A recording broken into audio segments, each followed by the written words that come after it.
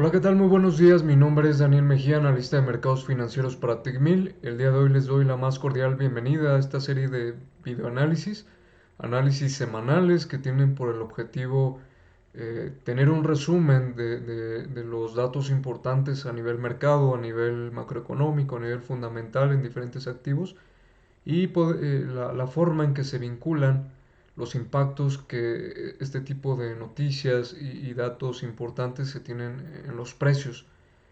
Por lo tanto, pues también haremos un análisis minucioso técnico, niveles clave que se van gestando en cuanto a los diferentes activos, para que al final pues tengamos una perspectiva más general y más puntual de lo que el periodo, en lo que el periodo se ha gestado. Nuevamente les doy la bienvenida y de antemano les agradezco mucho por su atención, el tiempo que imprimen al acompañarme. Y bueno, vamos a empezar con el análisis principal, o primero más bien el análisis macroeconómico. Como sabemos, el calendario económico pues es muy amplio y el observar todos los datos y todos los indicadores o todos los países pues sería muy largo y también sería muy confuso. Por lo tanto, solo lo que voy a hacer es tomar ciertos indicadores clave que nos den una visión general, así como ciertas naciones que han emitido estos datos para poder vincular a diferentes activos y paridades. Y bueno, empezando con los indicadores económicos, se dieron en estos días tomando, tomando un espacio temporal a partir del 1 de junio. Se da el dato de PMI manufacturero para Estados Unidos, un nivel de 57, menor a lo esperado. Para la zona euro, un nivel de 54.8. Eh, si bien hay valores mixtos en cuanto a lo esperado, lo importante en este indicador es que están por encima del nivel limítrofe de 50, el cual es el nivel de riesgo. Se toma entonces como un dato positivo, por lo menos en el corto plazo. Las ventas minoristas mensuales, este es un indicador que habla del consumo, de la confianza del consumidor en el periodo. Para la zona euro hay una disminución de menos 1.3%, considerable. Para Australia un incremento de 0.9%, que pues nos permite tener un mayor detalle a lo que es este comportamiento económico en estas naciones. Y el Producto Interno Bruto como indicador preponderante de la producción en un país, del crecimiento económico, en las variaciones anuales para la zona euro se da un incremento de 5.4%, elevado, por encima de lo esperado. Para Australia 3.3%, también por encima de lo esperado. Para Canadá un 3.1%, por debajo de lo esperado. Pero en promedio pues son niveles digamos relevantes en lo que se refiere a crecimiento económico. Lo que en estos indicadores no hay que olvidar es que la variación se da versus los 12 meses anteriores, el trimestre de hace un año, por lo cual sabemos que en el año 2021 pues fue un año complicado en cuanto a lo que es crecimiento económico respecta. La depresión en cuanto a las cadenas de valor pues provocó que estos niveles de producción pues disminuyeran. Por lo tanto se esperaba o se espera en estos periodos trimestrales que los datos de Producto Interno Bruto sean elevados, y no se toman tan positivos de alguna manera como impacto de crecimiento por la depresión del año actual antes mencionada. Lo que más bien en el tiempo se esperaría es que estos niveles se vayan normalizando hacia su promedio, habría que mencionar, pues son niveles decrecientes en cuanto a nivel global, ¿no? Datos de crecimiento económico con una pendiente a la baja. En Japón se da un dato de menos 0.5%, por encima de lo esperado. Se esperaba una disminución de menos 1%, por lo cual en el corto plazo se podría tomar como positivo, tomando en consideración que este país todavía mantiene la visión de políticas expansivas en cuanto a sus decisiones de política monetaria y políticas en su gobierno. Bueno, para los datos de empleo, las nóminas no agrícolas en Estados Unidos se dan de 39.000. La tasa de desempleo para Estados Unidos también de 3.6%. Buenos datos para Estados Unidos, si bien la tasa de desempleo se encontró por encima de lo esperado, lo cual es negativo, es un dato pequeño. Se podría hablar de pleno empleo aún. El dato para la zona euro es de 6.8%, lo cual se esperaba, pero no es positivo porque los niveles de desempleo en una economía que ha tenido un cierto rango en cuanto a su crecimiento, digamos, lateral o poco elevado, pues no es un dato óptimo. En cuanto a Estados Unidos, si bien mencionamos que son datos positivos en cuestión de empleo, también hay que recordar el contexto que sucedió cuando se da la crisis económica por COVID-19, en el cual los subsidios que da el gobierno a los habitantes directamente de sus reservas o su déficit fiscal más bien, eh, para un sector laboral preferían dicho sector no ofertar su trabajo y obtener estos subsidios directamente, lo cual pues generó un impacto en cuanto a la oferta laboral de Estados Unidos para lo que fue el periodo anual anterior y todavía un rezago en principios del actual, aunque pues sí se puede observar como ya una normalización en cuanto a estos niveles de empleo. El dato de inflación, que es uno de los más relevantes en el contexto económico actual, en la zona euro se da un nivel de 8.1% de variación anual, algo que es elevado, si bien en economías emergentes o en desarrollo es más común observar este tipo de comportamientos de inflación por encima de los objetivos de las bancas centrales debido a múltiples afectaciones como son los tipos cambiarios, como son políticas, digamos, que tienen ciertos topes o tienen una coyuntura más compleja a nivel comercio exterior, a nivel políticas externas, entre otros temas. Para las economías desarrolladas, pues no están acostumbrados a observar niveles de inflación tan elevados, tan lejos de lo que son sus objetivos de las políticas, bueno, más bien los objetivos que tienen las bancas centrales en cuanto a este indicador.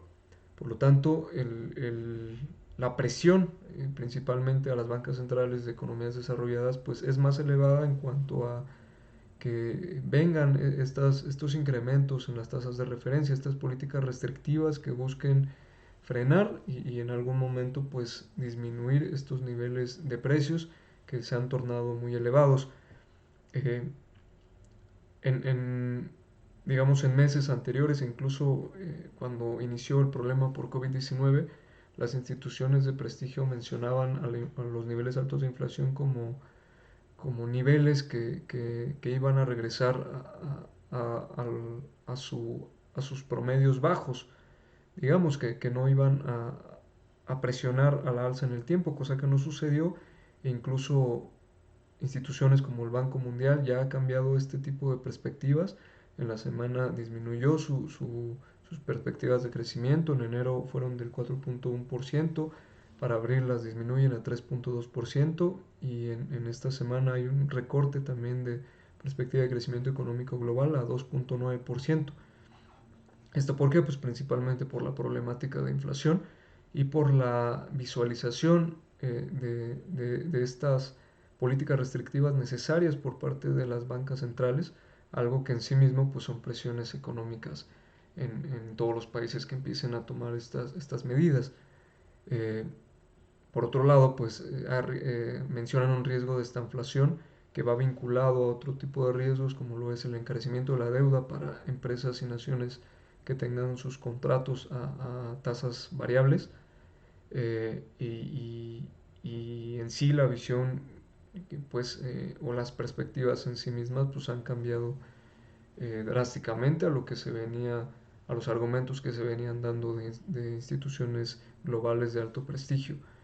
Eh, Siguiendo con el siguiente dato que va muy ligado con las decisiones de política monetaria, En Australia se da un incremento de 50 puntos base hacia una tasa de 0.85. Para Canadá un incremento de 50 puntos base hacia un incremento de 1.50%. Eh, Situación que va en línea con estos incrementos en cuanto a las políticas o más bien las decisiones de tasas de referencia.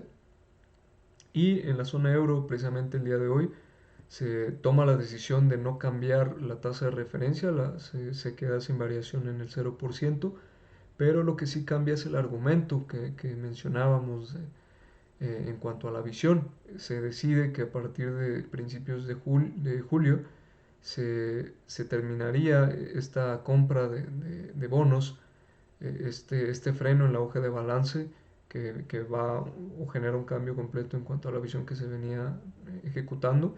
Y por otro lado se mencionan incrementos graduales, uno para junio-julio de 25 puntos base, de lo que es esperado para septiembre y diciembre, nuevos incrementos, no se especifica si de 25 puntos base o de 50 puntos base. Lo que sí se menciona es que ahora la visión va muy enfocada a que tiene que haber acciones que mitiguen estos incrementos inflacionarios, cosa que pues genera un cambio en las perspectivas de los mercados en gran medida. Y bueno, ya si nos vamos al análisis más puntual de diversos mercados, podremos empezar con algunas divisas, las monedas. El euro dólar se venía con una disminución, una directriz bajista con máximos descendentes que el precio va respetando muy claramente. Después se topa con un soporte de largo plazo muy importante y venía lo que sería una reversión a la alza, que si ya lo acercamos al intradía, se estaba respetando, como decíamos, está pendiente, pero después el precio empieza a mostrar incertidumbre. Se genera un rectángulo de indecisión, en donde el día de hoy precisamente hace un rompimiento el precio del euro a la baja, rompe este rango, así como al parecer el nivel de los 38.2 de retroceso de Fibonacci, lo que llevaría en probabilidad al precio por lo menos a los 1.05 dólares por cada euro aproximadamente. En lo que se puede observar que el mercado pues ve este cambio de visión como algo no óptimo para la moneda. Si vamos a lo que es la libra versus el dólar, un comportamiento similar. Si bien veíamos una directriz bajista, un comportamiento de máximos decrecientes que estaba respetando en estos periodos, después viene un rompimiento claro a la baja en este punto. También se había observado una recuperación de corto plazo que se puede observar en estos niveles, y después se empieza a generar un patrón de incertidumbre, en este caso un patrón triangular, en donde se observan máximos descendentes, respeta el nivel de los 38.2 retroceso de Fibonacci en la libra, que aún, importante mencionarlo, no lo ha perforado a la baja, a diferencia de los niveles de perforación del euro. Pero sí se puede observar que al rompimiento se esperaba que el valor se fuera por lo menos a sus niveles máximos anteriores, y al contrario ha ido decreciendo en el tiempo. Para lo que es el índice dólar, este comportamiento lo podemos observar en el activo SMAL SFX, Small US Dollar, que es un activo que podemos encontrar entre la muestra de los activos proporcionados por TICMIL. Podemos observar cómo ha tenido un comportamiento claramente alcista, con mínimos ascendentes. Vemos cómo se respetan múltiples niveles la directriz a la alza. Vemos cómo también se respeta esta media móvil de 100 periodos, lo cual es importante para lo que es la apreciación del dólar, por lo menos hacia sus niveles máximos anteriores. Y también vemos un MACD con un cruce desde un nivel bajo a la alza con fuerza. Vemos un RSI también con una directriz alcista que se encuentra en crecimiento, no ha llegado a niveles máximos, por lo tanto desde una perspectiva técnica pues se observa una dirección a la alza en fortaleza para el dólar. Para el dólar americano, dólar canadiense, si bien veíamos por ahí lo que se podría mencionar como un rango, si no es horizontal, sí con una muy ligera pendiente, en donde los puntos máximos respeta los valores para después caer en los puntos mínimos respetar. Eh, Habíamos analizado cómo la probabilidad direccionaba el valor hacia su piso de esta pendiente de ligero canal alcista, en donde respeta el nivel, pero después hace una reversión. Ya en el intradía podemos observar cómo eh, rompe con fortaleza esta directriz bajista, rompe también una resistencia de corto plazo a la alza de una manera contundente. Vemos un RSI con mínimos ascendentes en una directriz que se encuentra respetando y pues un movimiento bastante claro de compra, por lo cual la probabilidad pues indica unos movimientos eh, a la alza, por lo menos hacia su promedio móvil de 30, 100, 200 periodos. Eh, Aquí me gustaría insertar un indicador de promedio móvil de 200 periodos para poder visualizar que incluso en lo que son periodos diarios ya perfora este nivel a la alza, lo que refuerza esta, esta probabilidad de que el precio vaya creciendo. Para lo que es el dólar versus el franco suizo, también vemos movimientos importantes a la alza. Si bien el precio por ahí, o más bien recordando el rompimiento que se dio en abril de una resistencia de largo plazo bastante considerable, vemos como se genera un impulso que, que viene acompañado de un retroceso de corto plazo, en donde el nivel respeta bastante bien el retroceso en 61.8 de Fibonacci, eh, genera un rango en hace algunas semanas y viene un rompimiento que después ya viene a generar una directriz alcista que en este día respetó. Después de un ligero rango de indecisión, pues viene otro rompimiento con un ligero retroceso, pero al final se observa claramente como a niveles técnicos pues la probabilidad a la alza es mayor en esta paridad. Vemos como un RSI se observa con máximos descendentes, rompe esta directriz bajista y la toma como piso para seguir incrementando su valor. Importante mencionar si confirma este rompimiento o viene por ahí un retroceso a este patrón de indecisión. Y para lo que es el dólar australiano versus dólar americano, vemos como en el largo plazo se venía respetando una directriz bajista en donde los máximos estaban decreciendo y dirigiendo su valor hacia el piso, un nivel de soporte bastante importante de largo plazo.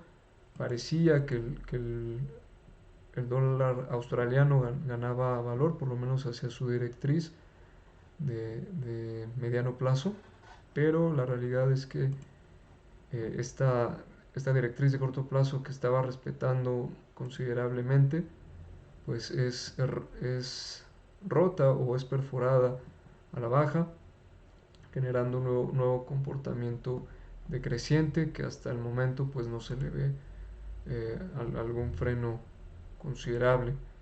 Podremos en probabilidad ver niveles de caídas hacia un rango de 0.70 y 0.698 dólares americanos por cada dólar australiano, por lo cual habría que estar atentos de qué comportamiento realiza esta paridad.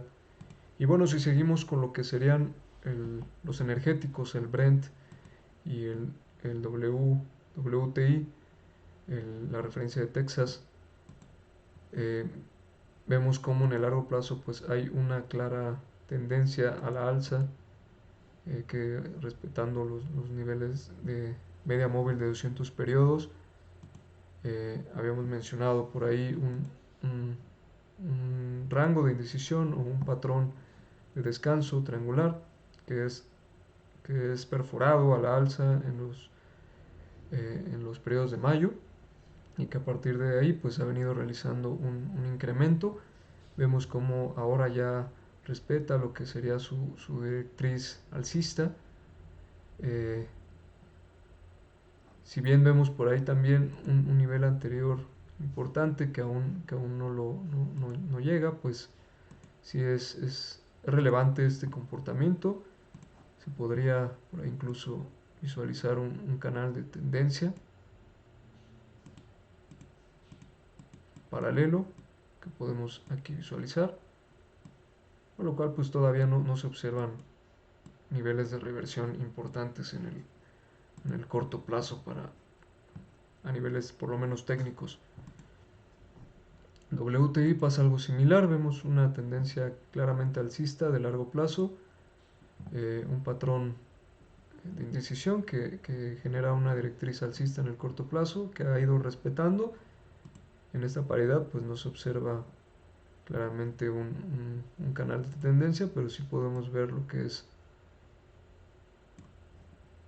una cuña en la que se empieza a encontrar atrapado el precio.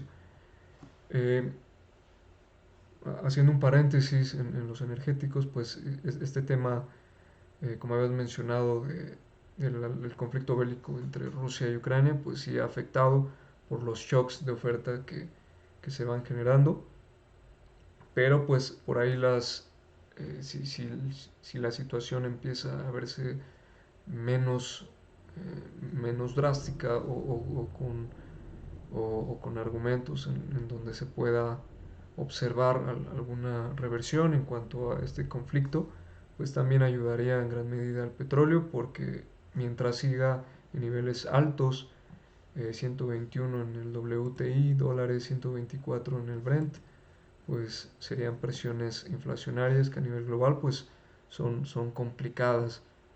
Eh, Hablando ya de los índices, el día de hoy hacen rompimientos relevantes, los índices que también se han visto pues afectados, ¿no?, de esta incertidumbre económica, incertidumbre geopolítica.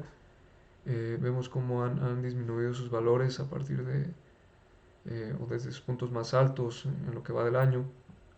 Vemos por aquí una directriz bajista.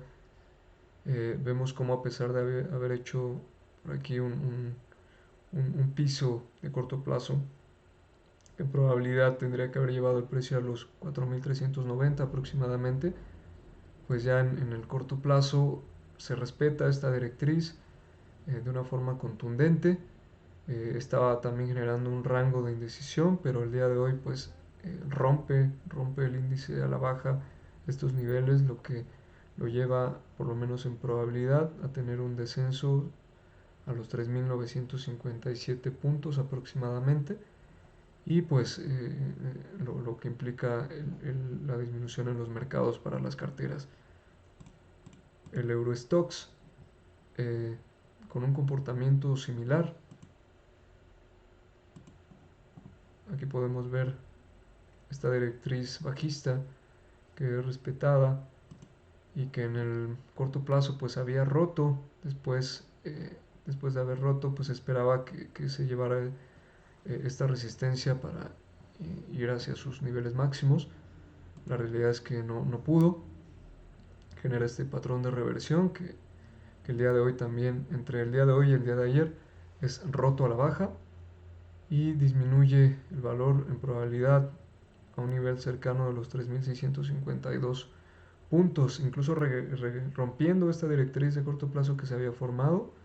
Aquí vemos cómo lo rompe claramente y después regresa incluso a la directriz bajista que ahora, bueno, que anteriormente estaba respetando como piso, por lo cual pues la probabilidad se torna hacia los niveles de caída y hay que estar muy pendientes de lo que el precio en puntos pues esté realizando. Para el índice alemán, el DAX, el DAX alemán. Podemos ver cómo también venía de un rompimiento de directriz bajista a la alza. Genera un rango de indecisión, un patrón de reversión que está cumpliendo en estos niveles de 14.088 aproximadamente. Pero en este caso es importante mencionar que a diferencia de los otros índices, este tiene una directriz alcista todavía que no ha roto, de mínimos crecientes, por lo cual, a pesar de tener niveles de resistencia pues considerables, todavía mantiene en un rango de indecisión a lo que sería este índice de mercado. Para Japón vemos un comportamiento de corto plazo similar, pero de largo plazo muy diferente a los índices de América, bueno, de Estados Unidos y de Europa. Eh, si bien vemos una directriz bajista en el corto plazo que incluso ya rompió a la alza, en el largo plazo pues hay una directriz alcista que ha respetado con bastante fortaleza, eh, y que mantiene en la perspectiva de mayor probabilidad de alza al Nikkei 225, este índice de Japón, que, que en conclusión pues se puede observar que la perspectiva para este mercado se observa por lo menos más positiva que sus símiles en otras regiones. Y bueno, por último, un segundo.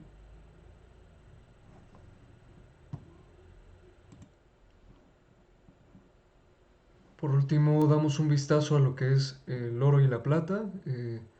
Aquí hay una serie de niveles contradictorios en los cuales la tendencia alcista es mayor, pero pues sí hay niveles que se encuentran, ahorita los observaremos. Por ejemplo, en el oro tenemos una directriz alcista de mínimos ascendentes que ha respetado el nivel, pero por otro lado tenemos una directriz bajista que va encerrando el precio y una resistencia de corto plazo que lo que hacen es mantener al precio en un periodo de indecisión. Si rompiera este pequeño rango en su piso de $1.838, la probabilidad llevaría el precio hacia su directriz alcista en los 1.793 aproximadamente, pero si rompiera la alza, sobre todo en el momento que se junten la directriz y la resistencia, pues la probabilidad se tornaría hacia la compra. Eh, en el caso de la plata también se observa, en el largo plazo no no es un activo tan tendencioso, es más de rango, pero podemos ver que el piso que es mostrado o o que se encuentra entre los 21.1 dólares, que si lo acercamos aquí se puede observar más, eh, y la resistencia de corto plazo cercana aquí lo podemos poner, a los 22.3, 22.4 aproximadamente, pues mantiene también en un rango de indecisión a la plata, aunque sería importante decir que al estar en piso y ser un activo que respeta muy bien estos movimientos laterales, pues la probabilidad se tornaría más hacia los niveles de compra, eh, por lo menos en diferentes mercados y tipos de inversionistas. Pero bueno, con esto hemos terminado el análisis de esta semana, el análisis del día de hoy, y les agradezco nuevamente su tiempo, el tiempo que han impreso para acompañarme. Aprovecho también para invitarlos a la serie de webinars que estaré impartiendo. Estos se estarán publicitando en las plataformas oficiales de TICMIL y en los materiales escritos en el blog oficial de TICMIL, en donde estaremos analizando diversos tipos de herramientas en cuanto a análisis fundamental, herramientas en cuanto a análisis técnico, así como herramientas de gestión de riesgo, eh, en diferentes tipos de instrumentos que son muy importantes a la hora de realizar operaciones de trading. Por su atención, nuevamente muchas gracias. Nos vemos la próxima.